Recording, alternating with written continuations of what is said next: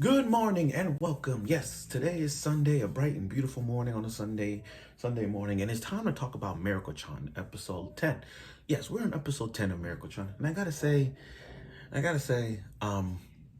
there's a theme behind this show. There's a huge theme behind this, and that's never judge a book by its character. Never judge a book by its cover.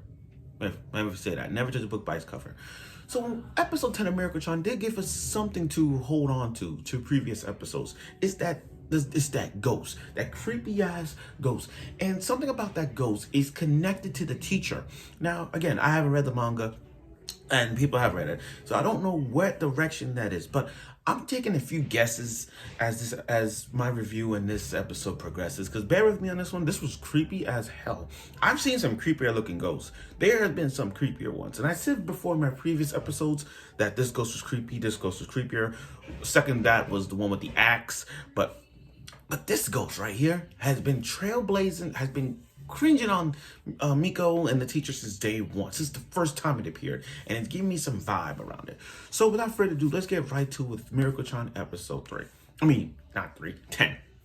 So we kick things off with this wonderful woman, well, not a wonderful woman, this old lady helping giving the teacher, the one that was up the cat all around him, gave him the food, and then she just poured out because there was blood in his hand.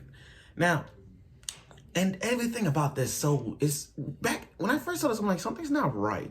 I mean, yeah, he got the cat ghost auras around him, and then as he passed by, it says cat abuse, it says animal abuse, all that. So I'm looking at myself, what is this guy up to? Now here's the thing. I'm looking at him, and I don't think he's a bad guy. Sure, this cat ghost is around him, but I don't think he's the antagonist. I really don't think he's the antagonist of this show. I think the main antagonist is that ghost, that big ass ghost, creepy looking one, by the way, that's been going around, that's been stalking the teacher since day one, and Miko. So I'm like, that's the ghost that clearly is the antagonist. Okay, so now you got Miko and Hana just running around the track. Then you got this ghost just passing. He's like too slow. He's just jogging like some running man shit. And then as he sat down, and then, it's something about Hana positive aura. I mean, like, this girl cannot take a break from eating. And I gotta say, if you put her in an eating contest with Cho or Charmy from Black Clover or Hanamaru from Love Live, like if all the female gluttonies out there, if we would have put Hana in the mix, I think Hana will be second place in terms of female eating contest. I mean, number one would be Charmy, by the way. And then I'll put Hana second, and probably Cho will be in third. Well, Cho and Hana would be like battling out for second place. But Charmy, number one, will definitely win. Okay, now back to what I was saying. So, and then, when, all the students was reading their stories one by one. And then that ghost keeps staring at them. He's like, don't look at him. Don't look at him. And it's funny.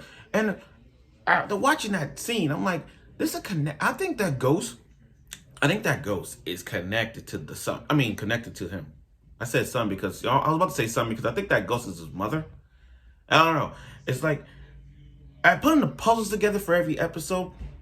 Every episode has like connection to that relative. Just like when the previous one where that man told that woman, which was the mother, to like punch in the code to open the safe.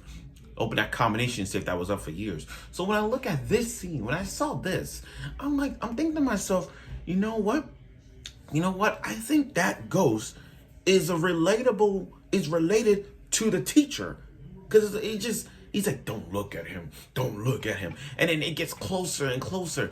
And then Miko's standing up reading. She didn't want to look at the teacher, but then that goes. So she was stuck between a rock and a hard place. She's like, on the one hand, should I stare at the teacher? On the other hand, stare at the ghost. So it's like, who can I stare at? Who can I stare? But leave it to Hana to be starving at a time like this. I'm like, good job, Hana.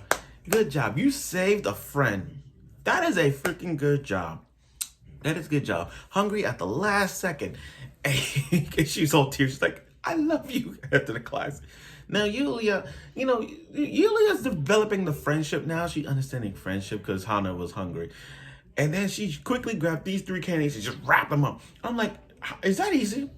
I mean, if Hana's hungry, I got a bag of M&Ms.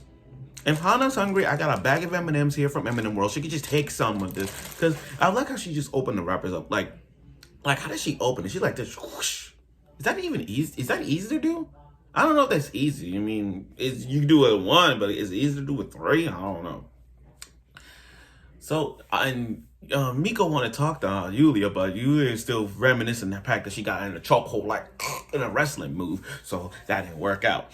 So as Hana, Hana once again eating food, and Miko as well, and Hana's still gluttonous as ever. They eat in the park. And now Miko is seeing all these ghosts all around these people. Like there's one ghost that's walking with a mother and son with a holding a balloon. And then you got this one ghost who's sitting behind a guy in front who's reading a book on a bench. So it's like these ghosts are something that they're connected to. And I think Miko's that one who could just see the pureness, that could just rest in peace, these ghosts. You know what I mean? Like there's something about these ghosts that just, they're not nice. Most ghosts are nice, some are evil. This is like reminiscing of 13 Ghosts, and I love 13 Ghosts. Each ghost tells a story, each ghost has a backstory, and some ghosts don't want to hurt you, some ghosts don't. Some ghosts want to hurt you, some ghosts don't and don't. I'm tongue-tied, I'm tired. But you see my point in all this. You see my point. So Miko's waving, and then this young boy ghost got these long ass tricky walking arms and just trying to get at him. I'm like, oh my god. And how does that? Hana got this positive aura. I wish that aura could have blasted him. But again, this ghost with long ass arms coming in and then leave it to those good spiritual ghosts to save her. And then he's like, then she put the fingers up like twice. Because remember, they said 3 times. They saved her 3 times. They saved her twice right now. The one from the tunnel, and now this boy-looking ghost. So now it's like another lifeline. It's like a video game. We use 3 lives. You use the first life. Use the second life. Now the third life. Now they're gonna save you 3 times. I hope and this is my prediction. Here's what I'm saying to say. She's gonna use that last lifeline against the most powerful ghost, and that's that ghost that's clinging on the teacher. She's gonna use that on the teacher. So I kind of see that. But here's the deal, guys. Like I said before and earlier, never judge a book by its character. So when I'm looking at this teacher, I don't think the teacher is a bad guy. You see, I give characters a second chance. I've always give characters a second chance. But if you prove to me that you're worthy a second chance, and if you're worthy of giving me a backstory as to why you became what it is, then I could back it. I could be like, you know what? He or she deserves a second chance. People like Nozzle from Black Clover. Sure, Nozzle back then was a dick. But then, looking back in his backstory and further in the manga as to why he became what he is, it kind of opened my heart to like, okay, now I know why he did it. And plus he apologized as well. Another character got redeemed for a second chance was Shishomaru from Inuyasha. Like, Shishomaru was the big brother and all that stuff. But, he got redeemed because I understand what he did. And, and I understand why he did it. But it makes sense why he did it. And, his backstory explaining it all. And as it progresses, he gets better and better. So that explains why Shishomaru has been redeemed. You see what I mean? If there's a character who got a backstory, a good backstory, and it has this redemption, and has this sort of redeemed backstory to prove to me, like, okay, prove me wrong, prove me why you should get redeemed, then I should. But if your backstory or anything like that is so stupid, I'm not even gonna give you a second chance. So what I'm saying from the teacher is that, again, I don't think the teacher is a bad guy. I don't think he's an antagonist. The antagonist is the ghost. And the way how that ghost cling on back to the body of the teacher, I'm like, it's something about the teacher and the ghost that is connected. It's something about the ghost. And like I said, with relatives-wise, in terms of ghost, I think that ghost is the mom.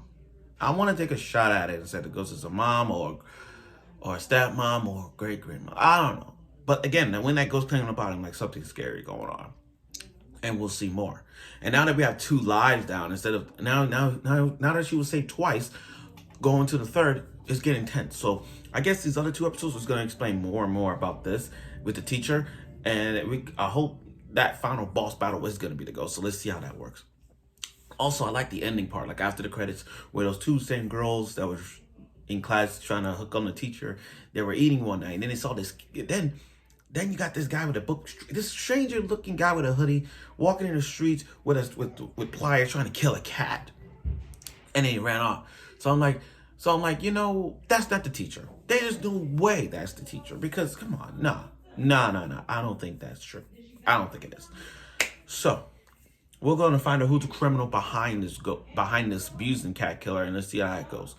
So again, this was a good episode. It really brought out more storyline with this ghost, because this ghost appearing more times than ever. So we're gonna see more in depth with this episode and the teacher. And like I said, never judge a book by its character. And what we got from this is just that the teacher is just somewhat dark, not dull, but we'll see more about him. So this was a good episode, by the way. I look forward for next week's episode of Mieruko-Chan. We are 2 more episodes away from it. So let's see where the direction of this episode goes. See you next week.